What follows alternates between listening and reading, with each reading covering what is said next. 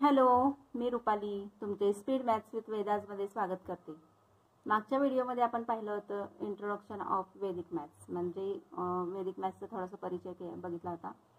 आपण वेदिक मॅथ्स कुठून उत्पन्न झालं किंवा कुठून आलं हे बघितलं होतं। आपल्या भारतीय परंपरेतूनच वेदिक मॅथ्स तयार झाले। तर आपण वेदिक मॅथ्स का शिकायचं ते पण पाहिलं होतं आणि कोणी शिकावे हे पण पाहिलं होतं। तर आज आपण गणित करून बघणार आहोत। तर आज आपण मल्टिप्लिकेशन करणार आहोत, 2 डिजिट मल्टिप्लिकेशन।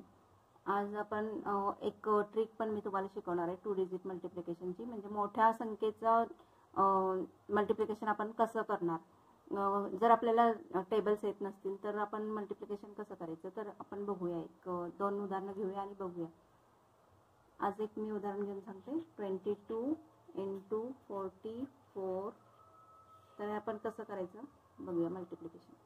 या मल्टिप्लिकेशनसाठी आपण एक ट्रिक वापरणार आहोत, त्याचं नाव आहे क्रिस क्रॉस मल्टिप्लिकेशन। आणि त्यासाठी आपण एक 3 स्टेप वापरणार आहोत, IXI। तर बघू आपण हे कसं सोडवायचं। I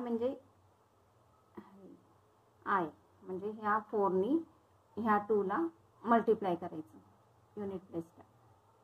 4 2s are 8। आता x म्हणजे क्रॉस मल्टिप्लिकेशन करायचंय।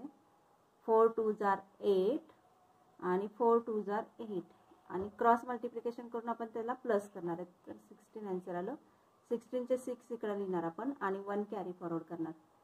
आणि आता I परत, तर ह्या 4नी आपण ह्या 2ला गुणणार आहोत किंवा मल्टिप्लाय करणार। 4 2s are 8 8 आणि 1 कॅरी फॉरवर्डचा 8 + 1 9। तर आपलं आन्सर आलं 968। आहे का सोपं? जर आपल्याला 44चा टेबल येत नसतो तर आपण 44चा टेबल येत नाही म्हणून आपण काय करतो, आपल्या नेहमीच्या मेथडनी 4 2s are 8 4 2s are 8 मग 0 लिहिणार, मग परत 4 2s are 8 4 2s are 8 आणि त्यांना परत आपण प्लस करणार। तर एवढं सगळं करण्यापेक्षा ही आपली मेथड खूप सोपी आहे आणि गणित करायला मुलं खूप कंटाळतात। तर ह्या पद्धतीनं गणित केलं तर मुलांना पण खूप इंटरेस्टिंग वाटतं आणि ते गणित करायला त्यांच्यामध्ये आवड निर्माण होते। आपण अजून एक उदाहरण घेऊन बघूया। 55 × 33। आपण करून बघूया। आता I म्हणजे 3नी ह्या 5ला मल्टिप्लाय करायचं। 3 5s are 15। 5 इकडे लिहिणार आपण आणि 1 कॅरी फॉरवर्ड करणार। आता cross multiplication 5 3s are 15 + 5 3s are 15 हे प्लस करणार आपण। 30 आन्सर आला। 30 + 1 कॅरी फॉरवर्डचा 31। 1 इकडे लिहिणार आणि आपण 3 कॅरी फॉरवर्ड करणार। आता I परत या 3नी 5ला मल्टिप्लाय करा। 5 3s are 15 15 + कॅरी फॉरवर्डचे 3 18। तर आन्सर आलं 1815। आहे ना सोपं? तर असं हेच जर तुम्ही प्रॅक्टिस केले, एक 15-20 गणित सोडवले तर तुम्हाला हे गणित हाताच्या बोटावर करता येतील किंवा फिंगर टिप्सवर करता येतील। त्यासाठी तुम्हाला पेन आणि पेपरची सुद्धा गरज लागणार नाही। तर आपण अजून एक उदाहरण घेऊन बघूया कसं करायचं। 36 × 12।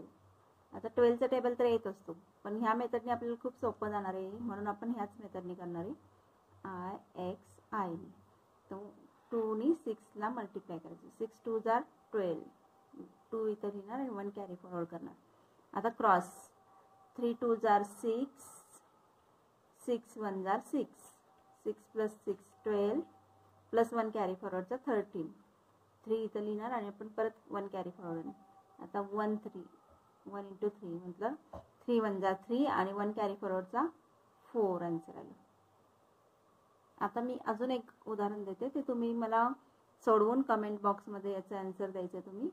37 × 54। तर ह्याचा आन्सर मला तुम्ही कमेंट बॉक्समध्ये द्यायचे। तर मित्रांनो, बघितलं गणित किती सोपं आहे आणि अशा ट्रिक्स वापरून आपण खूप सारे गणित मोठ्या मल्टिप्लिकेशन, आपण आज 2 डिजिट मल्टिप्लिकेशन बघितले, पण आपण 3 डिजिट 4 डिजिट मल्टिप्लिकेशन पण करू शकतो। त्याच्यासाठी वेगवेगळ्या ट्रिक्स आपण वापरून करू शकतो। तसेच आपण ॲडिशन सबट्रॅक्शन डिव्हिजन आपण सर्व काही असं एका पाठोपाठ एक बघणार आहोत। तर माझ्या चॅनलला तुम्ही सबस्क्राईब करा आणि शेअर करा, म्हणजे तुमच्या मित्रपरिवारात आणि तुमच्या घरातील इतर सदस्यांना सुद्धा हे गणित सोपं वाटेल आणि ह्या ट्रिक्स सुद्धा समजतील आणि त्यांचा गणितामध्ये इंटरेस्ट वाढेल. त्यामुळे ते गणित शिकायला पण उत्सुक होतील. तुम्ही इथपर्यंत माझा व्हिडिओ पाहिलात त्याबद्दल धन्यवाद. थँक्यू.